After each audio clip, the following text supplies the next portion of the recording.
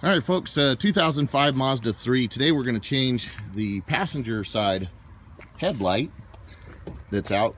Really not too bad. It's a little bit tight in here, but you can look and see right here is the connector for the headlight. And you've got enough room to get your hand in right through here and then come in and squeeze the clip on the connector and then just slide it out. And then once it's out, we can take this rubber boot off and get the actual headlight out. So there's a clip right there. There's another one on the bottom side of this connector, and it comes out.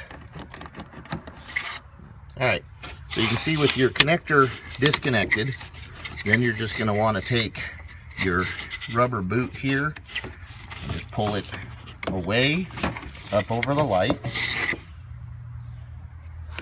That'll give you access in there.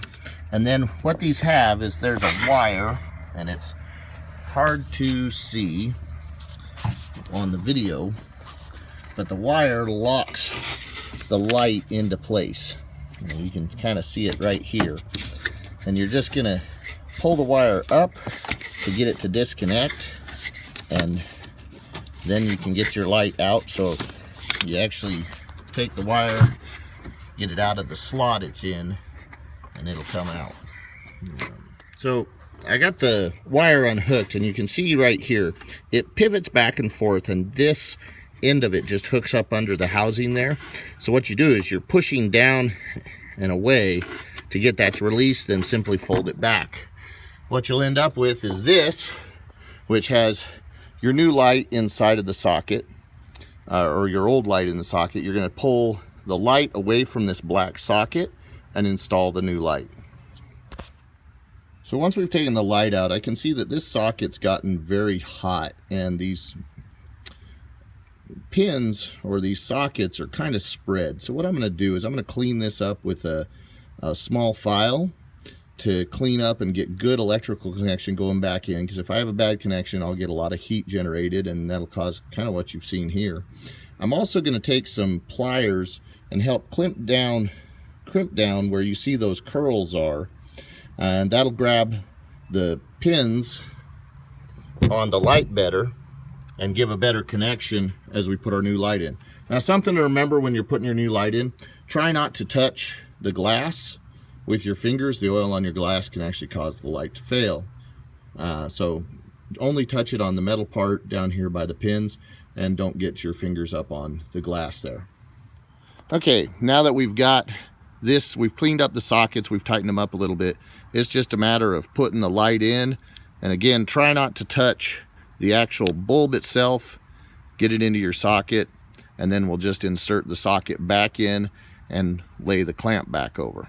All right, so next we'll just take our light, and when you put it in, it's gonna sit with the two posts almost lining up and down. But what you want to do is when you get it in there, get to where you feel it sit down and you can't really twist it anymore.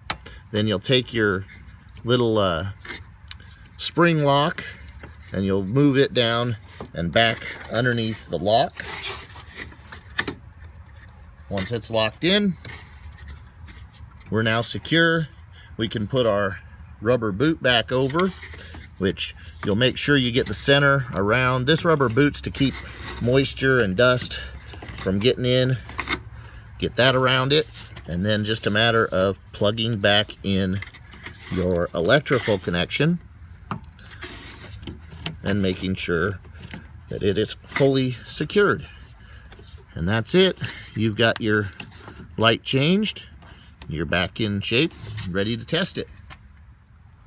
And there it is, the light now works. This is your car guy. Please like and share the videos if you found it helpful, and subscribe to the channel.